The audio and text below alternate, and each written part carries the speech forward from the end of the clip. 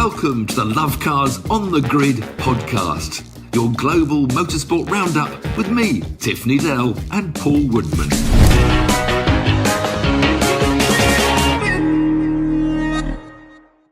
Welcome to Lovecars on the Grid, your global motorsport podcast roundup. We look back where Lando tops the British Grand Prix podium, but Hulkenberg is definitely the driver of the day.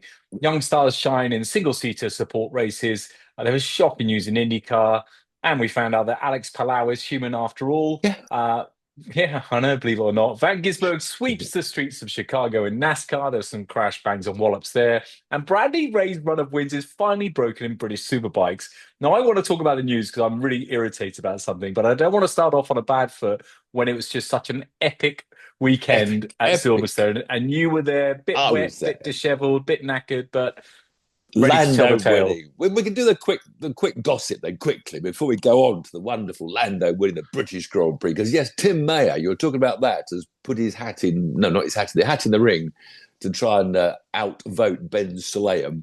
But while I was at Silverstone, I did find out that Mr. Ben, with FIA's budget, I just invited 150 delegates to Silverstone for the weekend, which must have included flights, hotels, paddock club tickets.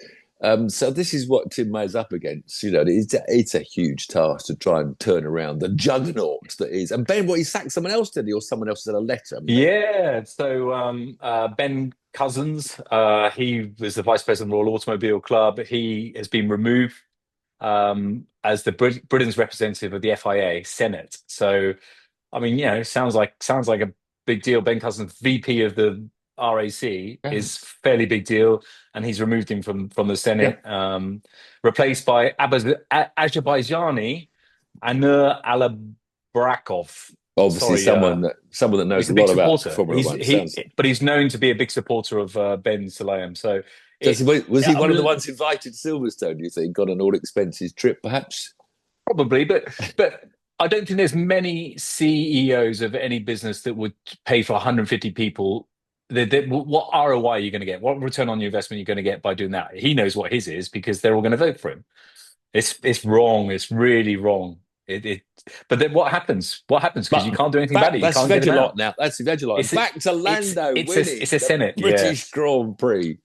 I was there all day yesterday from the rain in the morning. We got up at 6 o'clock, got there early so me and my son could watch the Formula 4 race. And I read the Formula 4 website blurb about it, the fact that Formula 4 had a non-championship race, and it's a bit like the Formula 1 Academy for the ladies. Their press officer said, in front of a packed-out, sell-out crowd. Well, when the race started at 8:25 with me and Harry sitting in a grandstand with about 6 other people, it wasn't in front of a sell-out crowd. It was great racing, we'll come to that. But Lando... I mean, obviously, very controversial. It wasn't the weekend of Lando, it was the weekend of Oscar. Well, I know. Just happened to benefit from his stupidity, a moment of lapse of concentration.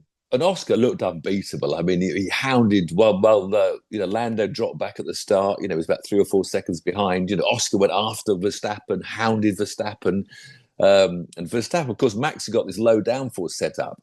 And a bit like me and Harry, when I said, don't worry the raincoat, it's not going to rain that much on Sunday. Yes. And Max said Red Bull had set their car up because the original weather forecast for Silverstone on the Sunday wasn't any rain in the afternoon. So they put the low downforce set up on the Red Bull for qualifying, which got him to that spectacular pole position. But in the wet, I mean, he had the wrong setup for sure. Anyway, so you know, Oscar was hounded him. Then it was actually quite lucky. Was it wrong, Tiff? Was it wrong because you know the car hasn't been performing, and he was consistently in the top 3 or 4, and then he had a bit of bad luck. Again, a lapse of concentration, probably brought out by the fact that Oscar did a little bit of a brake check on him. A little bit. We'll come to that. Let's just get to that point because Oscar. The first lap the DRS was allowed was quite handy because Oscar was right on him coming onto the straight. So he breezed past him. And the gap he pulled out, I mean, I was just sitting there, well, Oscar's just going to walk this race, you know, because he pulled out 5 or 6 seconds. Lando wasn't actually catching up Max that quickly either. So, you know, it really looked like it was Oscar. He was driving brilliantly, without a doubt. But then, of course, we had the safety. We had it was the second safety car, I think, actually, that Oscar led away from. and we had this sudden picture of Max overtaking Oscar, and we all thought, well, that's a bit odd. But apparently, the FIA going back, they were already looking at the previous restart when Oscar did a similar thing, and would think, although didn't get overtaken. So apparently, he was already in a bit of semi-trouble, being discussed in the office. But when he did this one, and obviously, Max made a big meal of it, probably. But it is stupid. It's correct. I think most people don't like to, criticise Oscar or McLaren, but everybody really agrees down under that it was excessive braking, dangerously so, because you're not allowed to be erratic when you're leading the pace car. There's lots of rules about you must stay a certain distance behind it. But all of a sudden, to brake from 135 miles an hour down to 32 in the rain, with the people behind you still in quite a bit of spray, it was wrong. And I think, it's the Constantino effect. That's how it's most dangerous. accidents It's dangerous. happen. Yeah, of course. And Red I'm amazed he Bull didn't hold his hand up. George should have got a penalty in Canada, which I would agree, looking back. Yeah, because he was they're all mucking around with each other. They love it, these drivers. You remember when on the grid somewhere, when Max saw Lando creep forward half an inch, and he straight on the radio. Lando's moved out of his grid box. I was pushed off. They love getting on the radio and moaning about their competitors to try and get them in trouble. But the trouble is, I don't like our safety car regulations anyway. I've never liked this. We've had it for years and years and years, where the leader backs the pack up, the pace car disappears. The leader then chooses when to go, which normally gives him a 2 or 3 car length advantage in Formula Fords, Formula Renaults, everything, because you've got the jump. But this speed of the pace car and speed of breaking down, that in a way I would have a system whereas the lights go off on the pace car, right, which it did, and that's when all of a sudden accelerated and braked again, because he thought, I've got to heat my tyres up. The lights have gone off. We're about to start racing. But I reckon you should put the lights off. The pace car will then stow to 50 miles an hour. You'll follow at 50. Then the rule with the pace car, once everybody's following at 50, the pace car will accelerate away, and then you can choose to go. So you calm them all down a bit instead of allowing them to do all this, braking, accelerating, brake. Or even better, go to the full American system of leading the field round to the start-finish straight in line astern, and then wait until the green light goes on before overtaking starts again.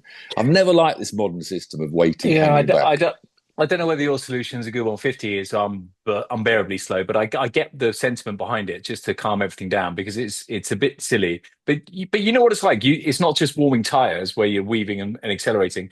So they're warming their brakes as well. The brakes so that's, get heat in front wheels. They're trying to put heat into the brakes. So that's why the extreme decel quite often. But yeah, it was too much. And Oscar, he's a bright chap. I'm amazed that he was still sulking about that, because he messed up. He admits he messed up, yeah. But anyway, so then the race went on, and but to be fair to Lando, talk to me about the start. Talk to me about the start before we go on any further. Just finish the Lando race. Just finish the Lando bit. Just to end the Lando bit. Just to say that although Oscar did lose because of the penalty, from after the penalty was announced, Lando was the fastest McLaren. He did catch him up on intermediates, so he was catching. And it would have been interesting, but then they pitted for slicks, and Oscar had to sit for 10 seconds, and Lando breezed past him. So talk to me about the start, and talk to me about wet tyres and why we have that option when nobody uses them. Well, because they're useless tyres. I mean, you can't race on the blue wet tyres because they just run out of grip very quickly as soon as it gets, But isn't that exciting? Why even have them then? Well, because I don't know. Good point. Did you watch the Formula 2 race before? They use it. Yeah, come all of that. I'll talk all of that. No, but my point is that the spray there looked to me on the television much worse on the Formula 2 race than it was in the Formula 1 race, and yet there was safety car after safety car in Formula 1, but there wasn't in Formula 2. The spray looked horrific. I can't remember. Yeah, they ended. The Formula 2s ended on a pace car. They ended in a bizarrely, Tiff, and you see it so much in motor racing. Bizarrely, there was no yellow flags, no incidents whatsoever when it was a deluge and when it was pouring down. And then as soon as it started drying out, then there was a safety car and people spinning off because. Well, no, I was annoyed when they threw the safety car for weather in the Grand Prix, but actually, hadn't didn't Leclerc aquaplane off in one corner? They did have someone aquaplaned off. Guess where he went off? He didn't aquaplane. He did exactly what I did at Maggots Beckett's. Remember when I went across the grass? Exactly the same. Yeah, he was only on the grass because he'd aquaplaned off the tarmac. I think that's what scared the directors to do it. But it was exciting. It was great to be there, and there was so much going on. Should we go back to the beginning now? Yeah. Okay. Sorry, I'm jumping around a bit. We can go back to the end again. We can go back to the. I always like to tell the story of the race. Q1, we lost Lawson out and Colapinto crashing. Two drivers that are worried about getting their job. Colapinto in particular, not doing it. Jack Doohan probably in the grandstand saying, "There you go, put me back in." But then rumours that Valtteri Bottas has been considered to put him in that seat. If I was Jack, trouble is I actually lived what Jack Doohan's living through, because on my brief Grand Prix career, I was dropped for this young kid, Jan Lammers, who qualified fourth in Long Beach, which was the race that Regatta's only crashed the ensign, which I got the drive. But they wanted Lammers, but Lammers was still in the ATS for 2 more Grand Prix. But when he took over from me, he didn't even qualify for 4 Grand Prix on the trot. There were 24 cars going, 30 cars going to every race, and only the fastest 23 got on the grid. I was 23rd in Belgium. And Lammers then qualified 25th and 26th and 20th, didn't even race. And I went to the test sessions and watched Lammers driving around in my car with the promise that, if he doesn't, you'll be back in. And they tell you, so you think, oh, he's not doing any better than me. Give me another chance. Jack must be doing that. How old were you then? And then 27. But then, of course, they put, in fact, when they ran 2 cars in Holland, they put another bloody driver in instead of me. That was, and now Doohan's facing that. Doohan's now saying, give me another chance sort of thing. And now they're talking about putting Bottas in to find a benchmark. We don't need a benchmark because you've got Pierre Gasly as your benchmark in the other car. Oh, I don't know. I really feel sorry for Jack Doohan. I think he was given a very poor run. But you look at the likes of some of the rookies. Look at Colapinto. Look at Lawson. They haven't exactly set the world on fire, and he was, And Lawson's a bit too cocky for his position at times. I think in qualifying he overtook someone, and I saw it go through a fast corner. The car was pulled to the inside, ran a fast corner. Might have been Cops even. Anyway, this car was fairly well ahead, completely on the inside. Gave Lawson the racing line. He whished past, and the radio says, "Oh, who's that idiot? No, not looking. What's he up to?" You're not Alonso, mate. You're not a 5-time world champion. You're a rookie as well. But he's got that sort of, I'm bigger. He's got that sort of attitude. And he's very He really has. And also his previous results, if you go back through the books, Formula 3, he's not really, he didn't win a lot in his younger years. I think he's overrated. I'm sorry, Lawson fans, but I think he's overrated. Any Liam Lawson fans on here? Let us know. And of course, both Saubers went out in Q1. They're useless, those Saubers. You're never going to win a race with them. Never going to get on you're never going to get on Hulkenberg, 19th. Why are they still having him in the team? You're never going to get on a podium from 19th. No way. Of course, Stroll was out as well, moaning about his car. Actually, he was quite good. He had a bit of a dig about, I hate driving these overweight. He was looking forward to next year. I hate the cars. I want to drive something light and something frisky. These are awful cars to drive. I haven't tweeted. I was going to tweet to say, well, Lance, why don't you ask your dad for your pocket money for next year and go and do Indycar? They're light and frisky. You'll enjoy it. You might win some races, Lance. Why stay in this Grand Prix seat that others would love to have at least one chance of in their lives? But he did say what most people think. Like he did say, I don't like these modern cars. Well, yeah, but he it's not about the modern car. So he said, his engineer said, crazy car to drive, amazing finish. And Stroll said, crazy is an understatement. It's the worst piece of shit I've ever driven in my life, to be honest. But it's okay, 7th. So that was quote his words, which is not saying that anything about it being modern. He's just saying that the Aston Martin's not very good. None of the drivers enjoy driving them. That is the truth, and it's going to get worse. Lewis said the same. I know. Lewis said the same. Max says the same every lap.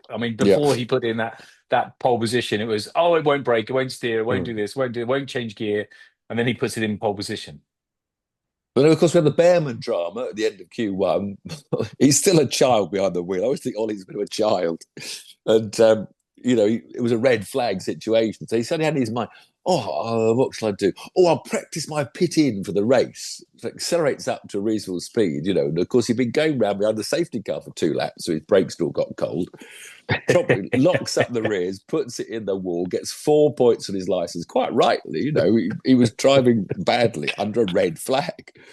And gets the 10th place, which was such a shame because he was third in Q1, third fastest. I think he was 6th in Q2 as well.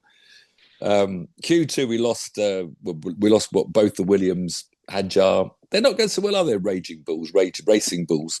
Ocon went out. Yuki had got out of Q1 at least, qualified 12th, half a second. That's his off first time, isn't it? Isn't that his first time? Yeah, I think so. Half a second. I'm sorry. Off Max. Sorry, I quoted last week about lap times at Austria and Silverstone. Someone quite rightly said that I was talking bollocks. Yeah, you were. I thought you were. I kept on thinking this can't be right. I know, it's like 25 seconds difference, so apologies. Yuki managed to start 12th. I might mention him now because I've forgotten him. I watched him in the race, driving around last, ages behind the pack, dropping back from the pack, so tentative, so nervous into the corners. We were at Brooklands into Luffield. And it was sad to watch him every lap.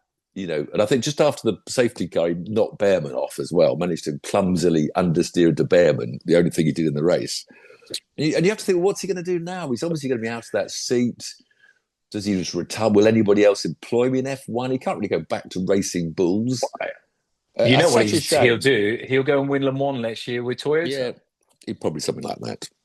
Then, of course, after the pole position, we had Oscar second, Lando third, George fourth. The Ferraris that have been sort of FP1 and 2, they're right up there. Lewis was quickest in FP1, but they lost their pace and qualified 5th and 6th. This car's horrible drive, man. You can't drive this car. Mate's quite possible. I think Lawson used mate. A lot of them use mate, don't they? I think Yuki said mate. And lots of the foreigners say mate. Yeah, lots of the foreigners say it. All right, mate. It's a bit of, they call it passag, passive aggressive. It's a bit, this car's shit to drive, mate. Anyway, so lots of dramas. Ollie Behrman pushed back to 18th, which was a bit of a shame. And then we came to the race where it was the weirdest of races at the beginning because the track was still glisteningly damp, where the sun was out, and the clouds were coming, and the choice had to come. You've got wets, or not wets, we can say wets, got intermediates or slicks. And quite rightly, as always, the back half of the pack went for slicks, just in case they had a chance. Yeah, quite right too. Yeah, exactly. But unfortunately, they were wrong because the rain didn't come for a long time. What was your gut feeling? Because mine was... I would go slicks. I'd go Ollie Me too. Yeah. Wins Grand Prix. Get slicks. Lewis, get some slicks on us. Oh, no. So the front sort of half of the pack, they pulled out about 30 seconds, I think, over the back of the pack, half of the field. We were all waiting for the rain to come and the clouds were gathering and the racing was going on out front, obviously with Oscar and Max and all the dramas there. And Max losing it, the cheer, the biggest cheer of the day wasn't Lando winning. It was when Max came spearing sideways out of Club Corner and all the grandstands went up in a huge roar of approval. Max probably Max a bit upset at that stage because he'd been brake tested by Oscar and all that was going on.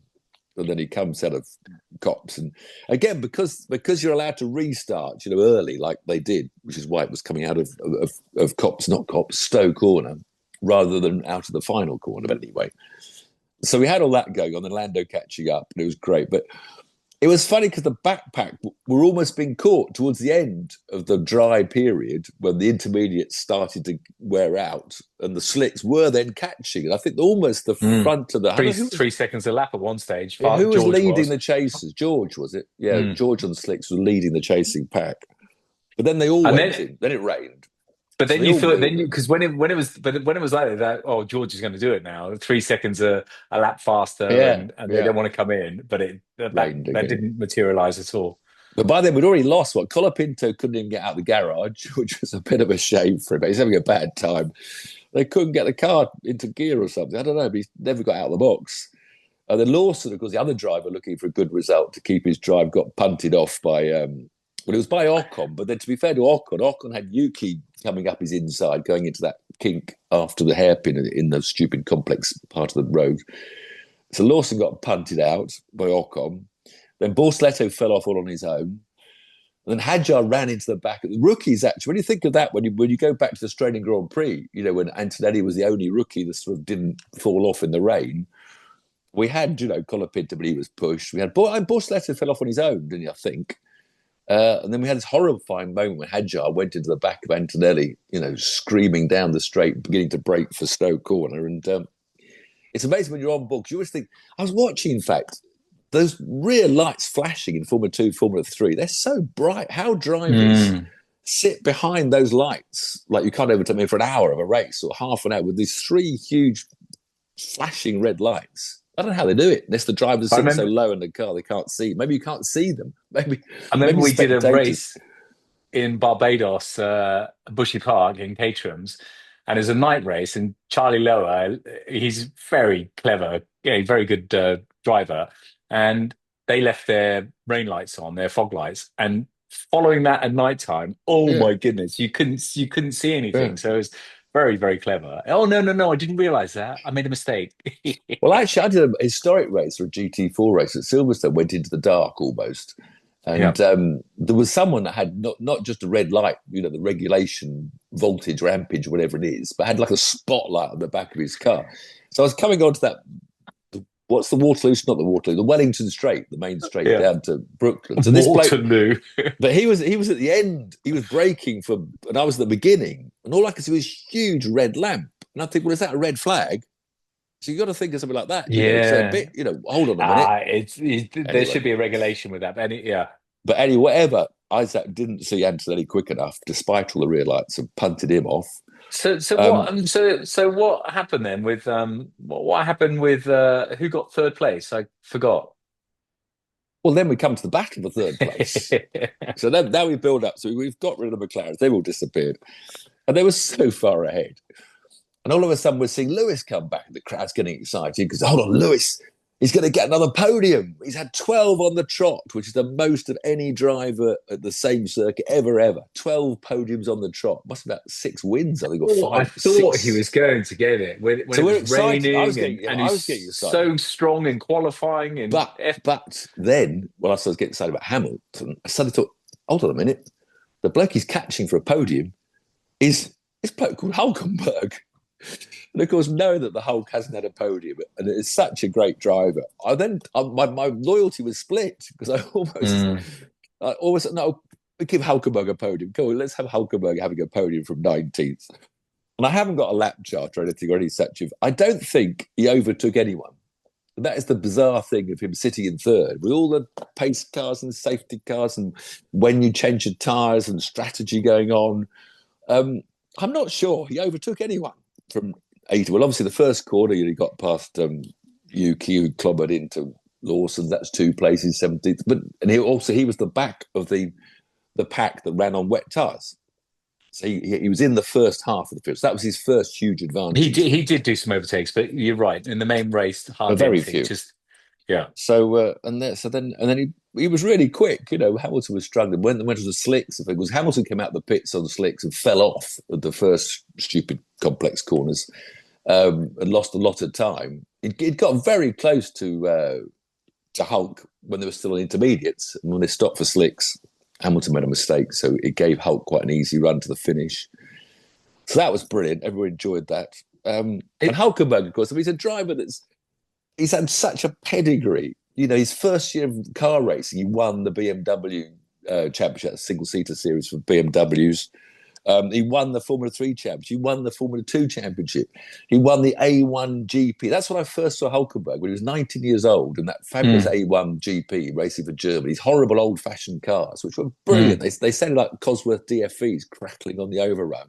Big rear tyres, small front tyres, very much like the sort of 1976 pre-ground effect Grand Prix cars. And they were brilliant to watch. And Hulkenberg, got in and just blew everyone away. And that's what I always talk about, driver's formula. A car where the driver is more important than the aero engineer you've got sorting it all out.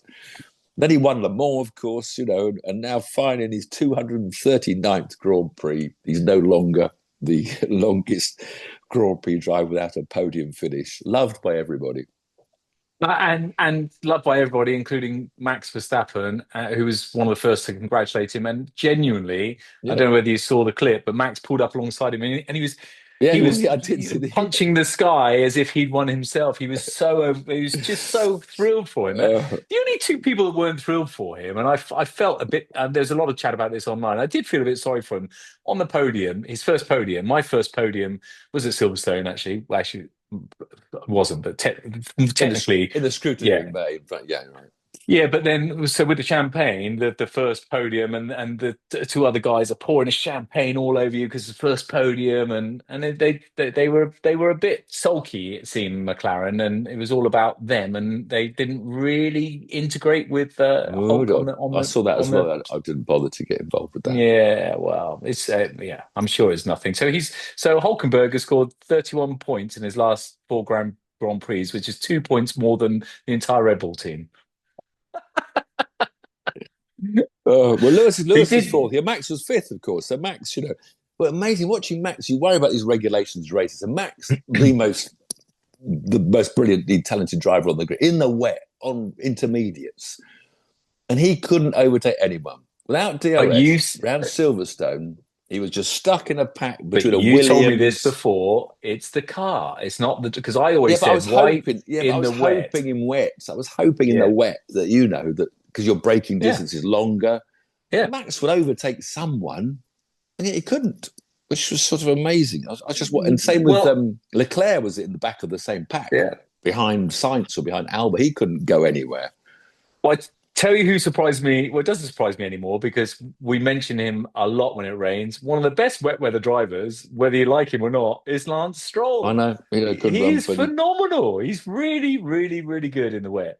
as soon as the DRS came out, he got overtaken and overtaken. But they all needed DRS, even in the rain with long braking distance. I was depressed by it in a way. Well, Max, you should be overtaking these people in front of you, even in your low downforce setup. Gasly, of course, if forget Pierre Gasly had a fantastic qualified 10th and he got into the Q3. So he had a good run to sixth. Cheer, he deserved it. Stroll, as you say, seventh, very strong in the wet. Albon eighth in the end, Alonso ninth. Then there was the battle for the last point between George Russell in a factory Mercedes and Ollie Behrman in a Haas. And Behrman caught him, and was going to try to get part. And that was after Behrman had not only had his problems in qualifying, but also he clobbered his teammate right in front of us coming into Brooklands. He dive bombed Ocon and took them both in 360 spins. Ollie had already been punted by Yuki.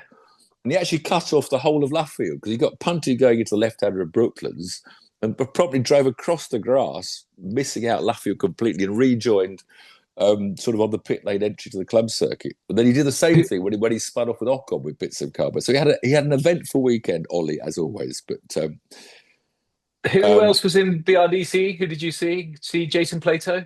Jason was there, Kenny Atchison, my Le Mans friend, racing friend, and all sorts of faces. Who else? Give us some names. I wasn't really looking around. I didn't really Who's see any of the names. They were all the big names were down in the Formula One club paddock, probably.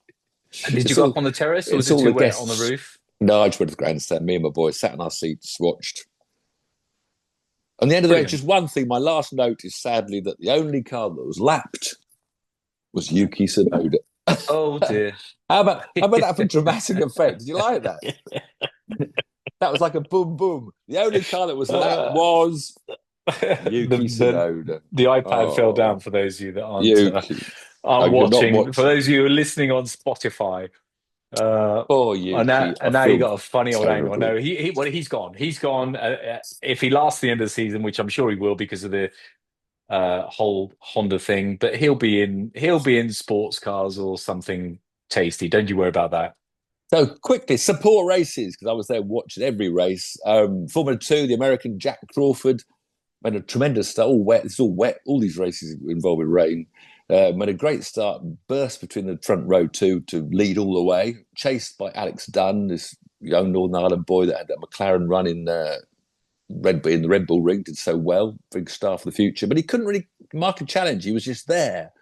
The big star of the Formula 2 race was Luke Browning, who qualified 12th and fought up to third. He was overtaking car after car. It's exciting. But sadly, right at the light end, it went to a safety Oh, car. it's safety car. Well, there was a safety car, and then and there was only like it. four or five laps to go, Yeah. and we thought, So it okay, was we're all going to over. get. But then there was another safety car that came out just as straight it away. restarted. Yeah. The sprint race was run by Luca Fornaroli, the Formula 3 champion, who qualified 10th and got 12th pole position and won the reverse grid race. You know what I think about that. They're all celebrating it was Luca's first win. He won the Formula 3 Championship without winning a race. I was not a big fan of his. I've seen him race. I mean, he's a very good, talented driver, but he didn't win a race to win the championship. And he hadn't actually won a race since he was in Italian Formula 4 years ago. But I'm sorry, Luca, you still haven't won a race since 19. Well, he has, but you should put there that it's asterisks. Yeah. So he was happy, Italian happy, but he deserves to win a race. He's very talented. Formula 3 was wet. And again, some went for slicks, made the big mistake because it wasn't that wet. Started off still dryish. But Mari Boya, the 21-year-old Spanish, he put wets on and burst through from fourth on the grid to win quite easily. The front runner, the top five out of the top six on the grid all went for slicks, which helped Boya burst away and win.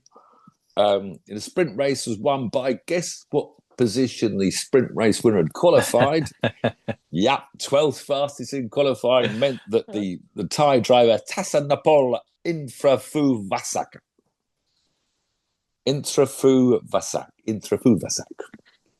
had his first ever win.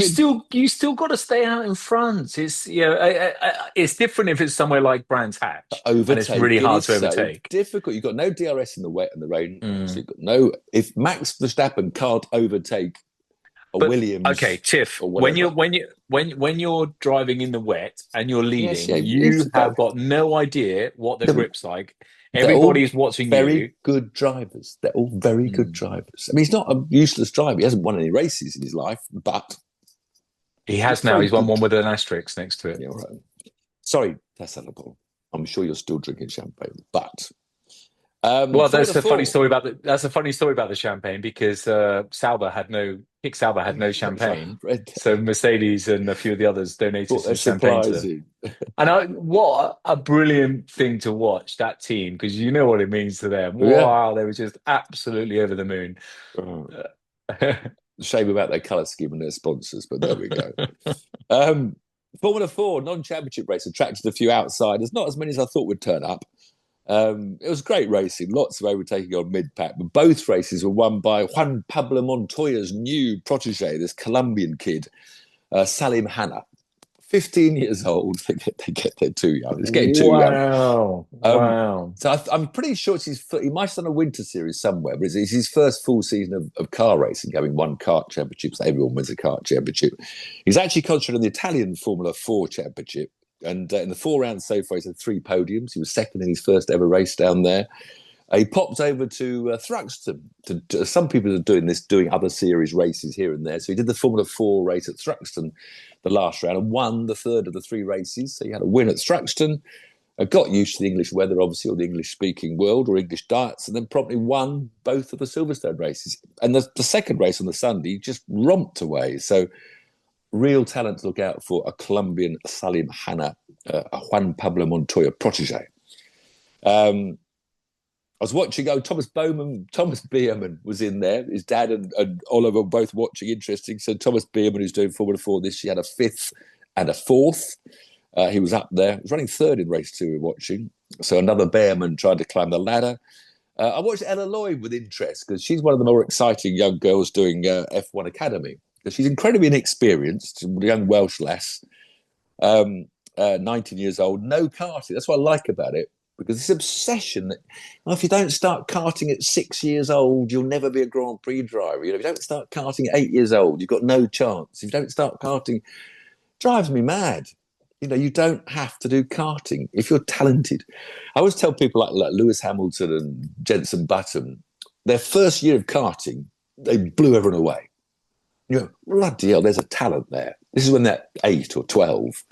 So the talent is there. the fact they keep karting is, well, they just keep karting because they want to keep karting. But, you can still start when you're 14. But it's got to help. It's got to help with your racecraft. It's got to help with your, especially when it's wet. So Ella that started in Ginetta Juniors, didn't have she was 21st in the Series. Then she did Ginetta GT5, a small class, but she came second, I think, and won some rounds in the Ginetta GT5s.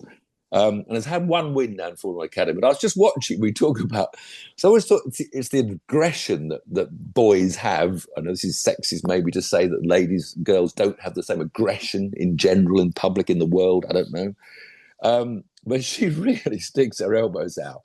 There was a great bunch that were from about 6th to 12th that went round in this pack for the entire race.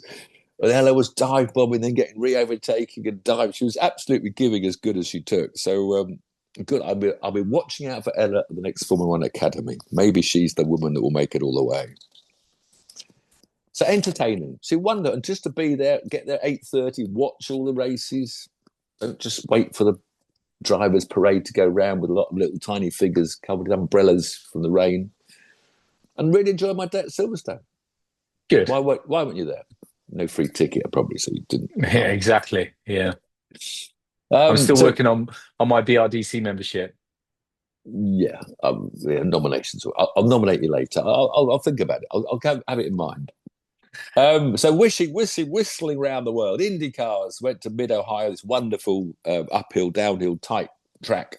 Well, I did predict there wouldn't be much overtaking because it's a horrible strategy track where some people go for 2 stops, save fuel and win the race, and some people go fast as they can with 3 stops and win the race.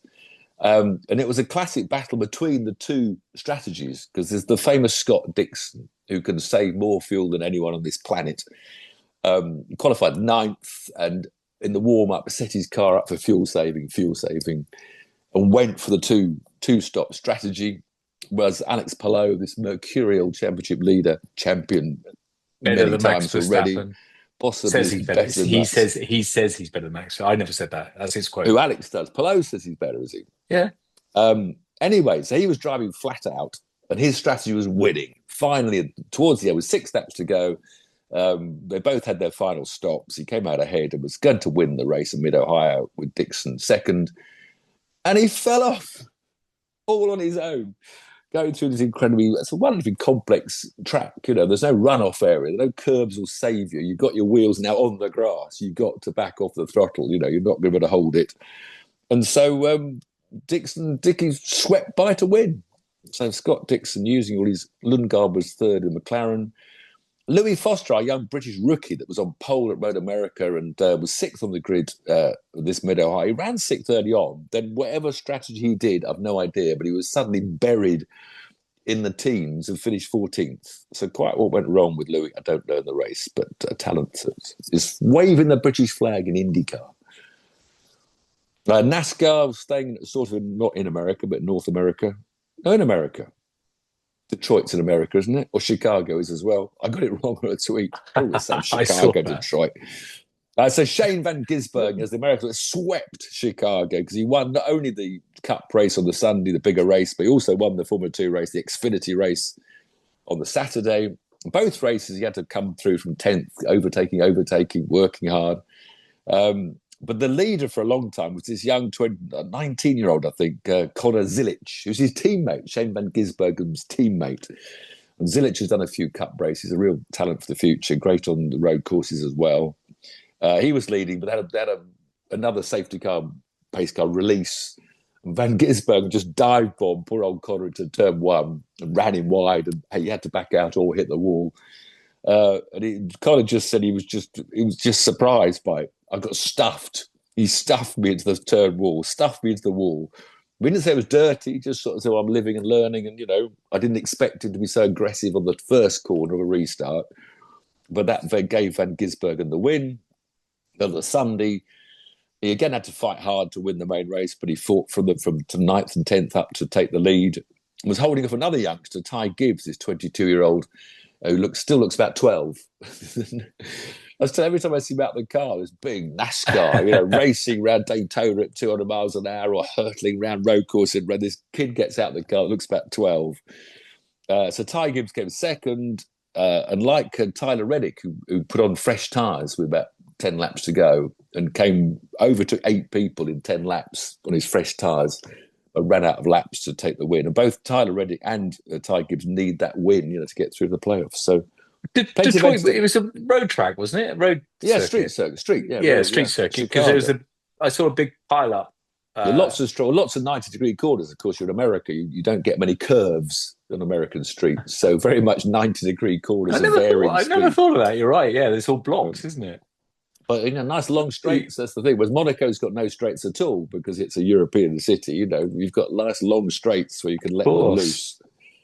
But lots of banging doors and controversy and people upset with each other and entertaining as always. I say, not always. Some NASCAR races are boring, but entertaining. That was last night. Got home from the Grand Prix, put my feet up, got a beer out the fridge, watched the NASCAR boys.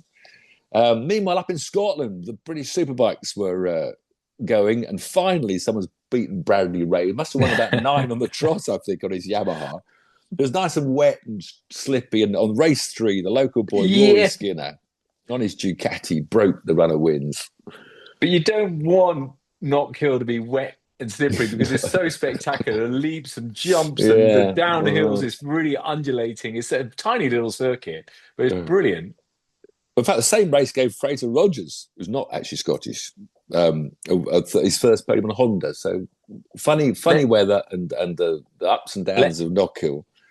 Yeah, let me caveat that. It's brilliant for motorbikes. I don't think, like BTCC, I think it's too small and too twisty and turny, but they love it up there as well. Yeah. And nice to go up to Scotland. Rory Skinner. Because he had that. He tried to do GP2, didn't he? And didn't have a good bike. He tried to break away from Superbikes. It's almost sad. We've had lots of Scott Redding came back and did the Superbike race that have gone to MotoGPs and try and make the move, and or even gone to World Superbikes and tried to make a move, and they don't quite make it and come back to join us in the British Superbike. It's great for British Superbikes because we've got some experienced riders and some young riders. Entertaining as always. That was it. Other news, just quickly, other news. Freddie Slater was back winning again, but not winning both races in the Formula Regional Europe FRECA race. Because the Italian, Matteo De Paolo, won the other race, and he still leads Freddie the championships. Those two seem to be going head-to-head for the FRECA championship title. The GB3s, that was in Hungary, Hungaroring, and the GB3 boys and girls were also over in Hungary. There's 3 different winners in their 3 races. One of them being Alex Ninovich, the Australian, who now extended his championship lead. Still not a good weekend for Abby Pulling, who's Ninovich's teammate, actually, in the Rodan team. She had 2 9ths and a 10th, so she's still not threatening the podium yet. And that concludes my world tour. I picked up Oliver, my son, from his mother's, and their neighbour, Chris, is a big motorsport fan. He was saying that he prefers to watch FRECA and Freddie Slater than Formula One these days, and it's very exciting. Where does he watch it? Must be on some website. I don't know. I know, probably a web page. Yeah, lots of them are live streamed on YouTube. Lots of the Janetta, Caterham, those sort of things. Yeah. So if they can do it, then I'm sure they are. Got some news, and the females. A lot of the female. You'll be very careful. You say, where's this going? A lot of people are unhappy with the F1 movie because apparently there wasn't a single scene with 2 females talking to each other. So there wasn't a single scene in the whole movie. I haven't seen it. That 2 women talking to each other. And of course, the team boss, who was a female, who was with, I think I saw her with Clarkson this weekend. She ended up sleeping with she was the chief engineer, and she ended up sleeping with the guy. So they're not very happy. Some people. Understandable. Well, it is understandable. Have you got any news? Can you top my amazing gossip news? No. Well, I'm a bit upset that the cover of Motorsport magazine had Brad Pitt on it. What's coming up next week? Loads is on this weekend. Your stunt doubles just turned up. Good. Don't interrupt. IndyCar go to Iowa for 2 races around this 0.87 mile oval, which unfortunately has rather tedious single file racing. So I'm not saying it's going to be that entertaining. IndyCar this weekend. World Endurance Championship, go to the wonderful Interlagos down in Brazil, which would be brilliant. The IMSA hypercars, the same type of cars that are in Interlagos, are also racing Motorsport in Canada, real old-fashioned racetrack. MotoGP's at the Sasken Ring in Germany, absolutely brilliant. That'd be my first watch for the weekend, would be the MotoGP in Germany. World Superbikes at Donington, if you're stuck in Britain like most of us are. NASCAR's at the road course Sonoma. Van Gisbergen could win again because it's a road course around Sonoma in California. The Formula E's, who I said last week were in Berlin, weren't in Berlin last week because I got it wrong. They are in This Berlin week. this Yeah. weekend, Saturday and Sunday. And we got supercars down in Townsville, down under in Australia. Oh, Well, British GTs at Snetterton. So you've got bikes at Donington at home, GTs at Snetterton with their all support races. Well, I should be around next week, but I am going to be overseas. But I will. Will you be in Townsville? Will you be in Townsville, Australia? Because then you could report direct. Unfortunately, not. No, but maybe I won't be far away actually. But I'm a long story. You know the story. That's such a shame because if it was a week later, I could have been there. Our reporter, direct from down under. Thanks for joining. We'll see you Paul. next week. Cheers all. See you.